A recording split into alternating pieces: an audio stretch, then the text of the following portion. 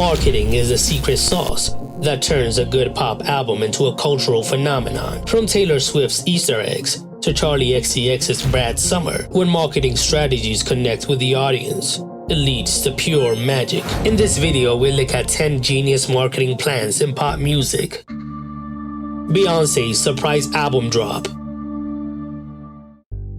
On December 13, 2013, Beyonce did what no one expected and what everyone would soon try to replicate. Without a single teaser or promo campaign, she released her self-titled visual album directly on iTunes. No lead single, no radio play, just 14 songs and 17 music videos dropped out of the blue. This was a genius move because it flipped the traditional marketing playbook on its head. By bypassing the months of hype that usually surround an album's release, Beyonce generated pure excitement, and it worked.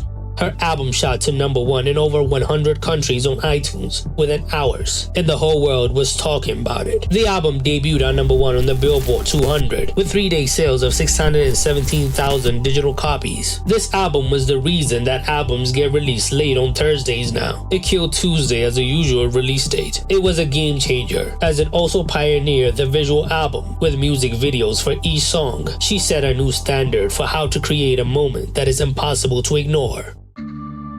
Lil Nas X's Montero promo stunts.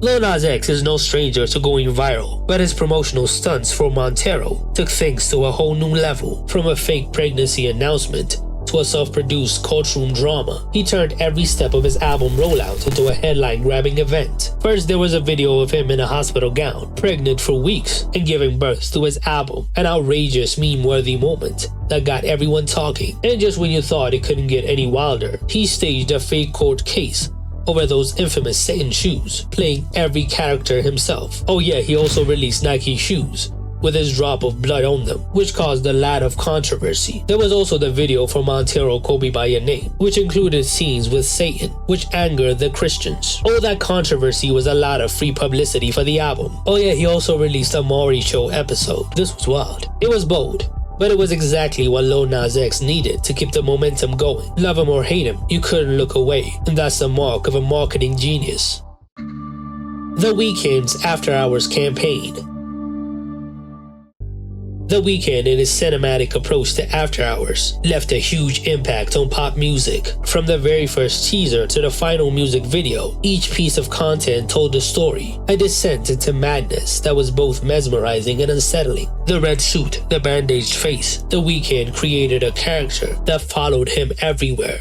From music videos to live performances, even to interviews. It wasn't just an album, it was an experience, a narrative that kept fans guessing what would happen next. And in an era where attention spans are shorter than ever, his commitment to his story paid off, turning After Hours into one of the most cohesive and captivating albums in recent memory. It became his most successful album, and the single Blinding Lights ended up as the biggest song ever.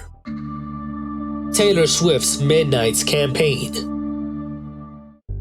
Taylor Swift is no stranger to marketing stunts. From creative release strategies to Easter eggs in her music videos, she has always kept her fans involved. With her 2022 album Midnights, she once again proved why she is the queen of fan engagement. She didn't just drop an album, she dropped a puzzle. She teased the album in the middle of the night, fitting for midnight, using cryptic social media posts that sent fans into a frenzy. The cryptic nature of the hint created an atmosphere of anticipation. Fans took to the internet to decode her messages, building hype with each new clue. She released a series of TikToks with different clues to the album. When the album finally dropped, it felt like a collective reward for her fans. Taylor's approach wasn't just about creating music, it was about creating an experience. Every element was carefully crafted to keep her audience hooked, and it paid off when Midnights became one of the biggest selling albums of the year. Katy Perry's Teenage Dream marketing campaign. Let's rewind to 2010, when Katy Perry was about to drop one of the most iconic pop albums of the decade, Teenage Dream.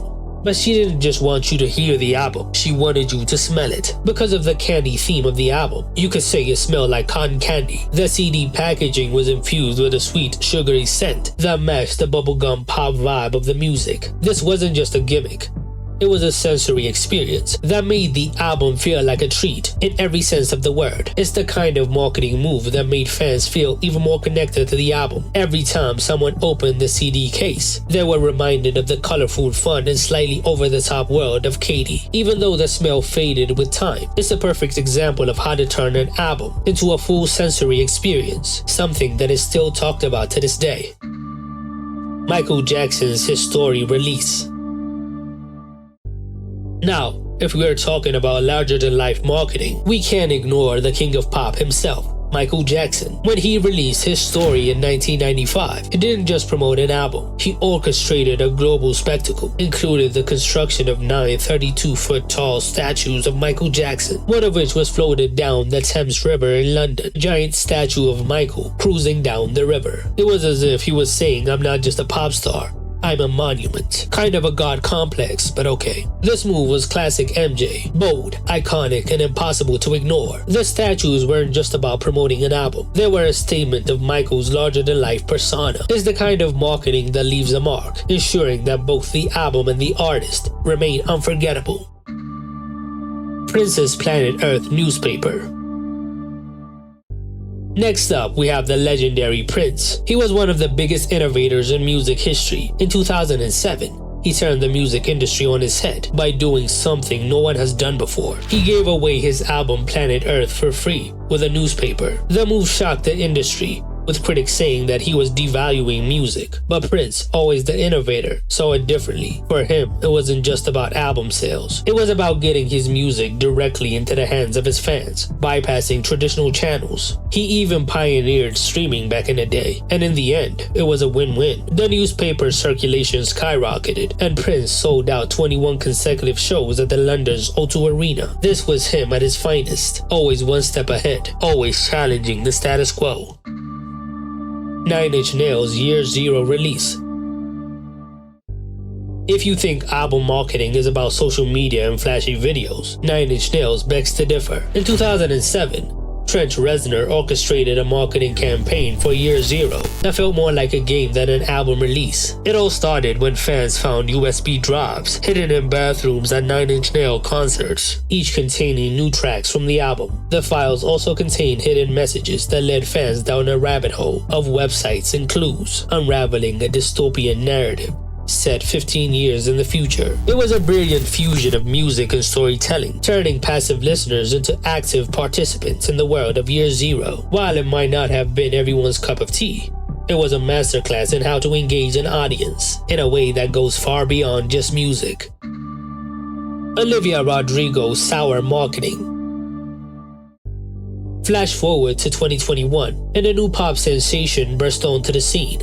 Olivia Rodrigo, with her debut album Sour. But Olivia didn't just rely on her music to make waves. She leaned into the album's theme to create a campaign that was relatable. The Sour era was all about teenage angst, heartbreak, and coming of age, and Olivia channeled those feelings into every aspect of her marketing, from the sour patches handed to fans to the angsty and moody visuals in her music videos. Everything screamed teenage angst. She even partnered with Sour Patch Kids candy for a sweet and sour promotional tie-in. She also surprised everyone with a virtual prom. Prom is a rite of passage for many high schoolers, and Olivia tapped into this universal experience by hosting a prom-themed concert film to promote the album. The campaign perfectly captured the vibe of the album, making it not just a hit because of the music, but also because of the experience it offered to her fans. She proved that sometimes the best marketing strategy isn't flashy, it's just honest.